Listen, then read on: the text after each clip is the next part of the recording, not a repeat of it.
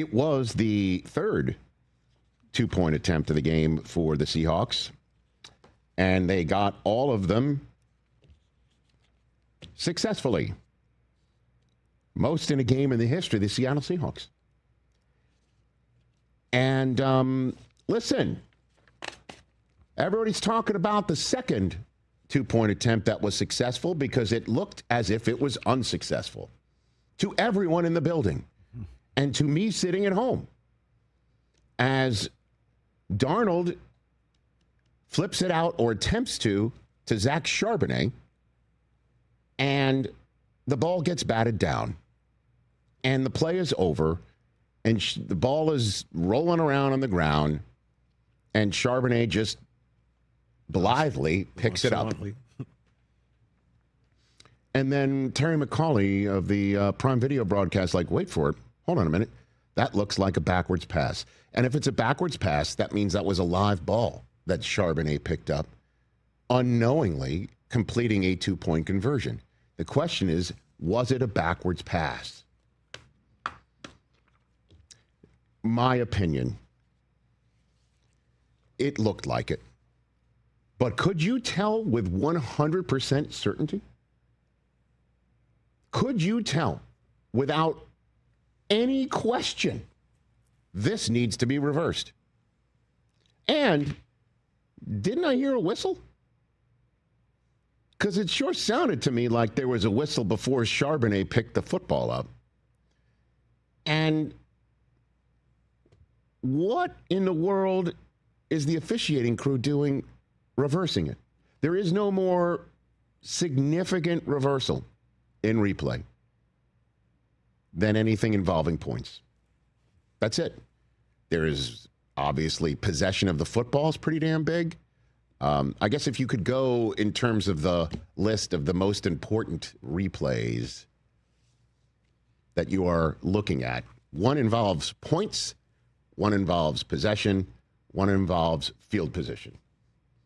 I think there's other ones too that I'm probably forgetting, but in terms of that's a good hierarchy. The threat level list to a team and importance, that's it.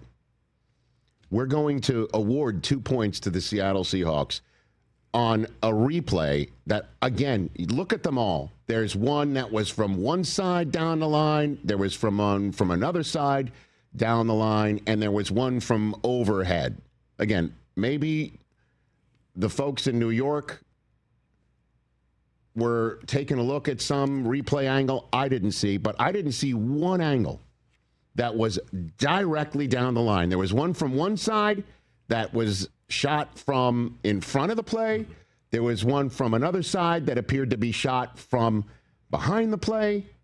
And there was one from overhead. There wasn't one that was directly down the line. And if I am awarding 2 points in a tie ball game to another team in a situation where it looked like everybody stopped playing, and I understand the Belichick rule of every ball on the ground needs to be picked up by my team. Right. That's situational brilliance. If there's a ball on the ground, I don't care what it is. I don't care if there's a whistle. You play through the echo and pick the football up. This is another example of that. But I didn't see a replay that was directly down the line where 100%, plus the ball traveled only about, what would you say, 3 feet, 4 feet? It didn't 5. make it all the way to Charbonnet. It didn't even make it more than halfway to him. No, not even. No. Right? And so... a yard or two, just bound right in the head. And so it looked, again, the intended receiver looked like he was behind the quarterback from the angles. And the ball, as it traveled, looked like it may have traveled backwards in the small span that it was in the air. But reversing the call? And did they listen for a whistle? Because the ensuing replays, again, I was, around a bunch of guys. It was tough to hear the broadcast. Did they replay it with listening for a whistle? Because it sounded to me that the whistle blew. That was a rough turn of events. Sean McVay had this to say about this decision afterwards. I've never quite seen anything like what happened on the 2-point conversion where you're lined up to kickoff. Then they say it's a fumble because they had the clear and obvious recovery. Now you tack it on, you make it a 30-30 game. very interesting. Didn't get a clear explanation of everything that went on just because of some of the timing of it. They were trying to be able to do that, but that's the thing that I've said. I've never seen anything or never been a part of anything like that, and I've grown up around this game. I'm not making excuses. We don't do that. I don't believe in that. It doesn't move us forward, but we do want clarity and an understanding of, the things that we can do to minimize that when we rejected the two-point conversion. Stafford spoke about it after the game as well. This is what the quarterback of the Rams had to say from his perspective. I just want to know that rule because I thought on plays like that, like 2-point plays inside of 2 minutes and stuff, I didn't think you were allowed to advance a fumble.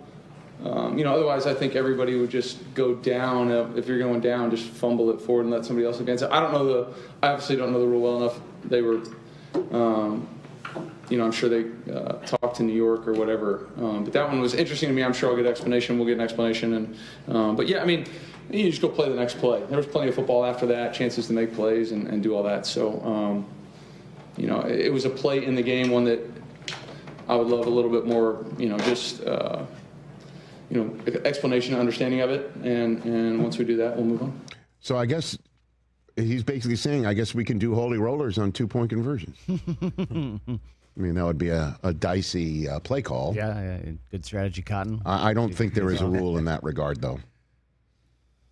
And he is right. There was 6:23 to go in the game. And they did miss a field goal after that to go up by 3. First field goal that Mevis has missed this year. Yeah, Al jinxed him. And then, trust me, that's why I never say anything whenever I call games. Here's a guy who's never missed. I thought Al was terrific last night, by the way. After Kobe Turner picked off Darnold with 9:48 to go, a 3-and-out, and then Raheed Shaheed. What a pickup by John Schneider. 58-yard touchdown return for the Seahawks for their first successful 2-point play, making an 8-point game. The Rams go 3-and-out again. Then Shaheed with an end around for 31 yards, and then A.J. Barner left wide-ass open to 26 yards for a touchdown right away. Boom. That's when the 2-point conversion attempt in question went down with 6:23 to go. So, you got to play better than the sometimes ref, certainly in the case of the Rams' first touchdown of the night, called back on an illegal man downfield by an offensive lineman who just was put in the game due to injury that Terry McAuley said on the Prime Video broadcast shouldn't have been a foul. But McAuley did say that they did call it right with this 2-point conversion, that it was a backwards pass. For me, again, if you're going to say a play that basically stopped because everybody thought it was over and only one guy decided to just pick the ball up, and you're going to give that team a game-tying 2-point conversion on a reversal, you better have something where it is damn right down the line to the centimeter. And I didn't see it. So that's my opinion on that. 2-point conversion. And give it up, man. The Seahawks come back, win this football game, and they've got it on top of the Rams right now, who are down to 25% chance, according to the old next-gen stat machine, to win the division. And 21% to win the conference. That's how difficult a loss it was, because now the Seahawks, they win out, and they are in the playoffs as the 1 seed. And if they don't, if the Carolina Panthers do the Rams a favor in the way that the Carolina Panthers did the Seahawks a favor next week when they beat the Rams a few weeks ago, then the Niners win out because they play the Seahawks at the end of the season. I believe the Niners could be the 1 seed in this conference. It is wide open. The Bears are raising their hands saying, we're still here too. What a week 16 kickoff. Hey, you made it all the way to the end. Thanks for that. Check us out every single day streaming live on Disney Plus and the ESPN app 12 to 3 Eastern.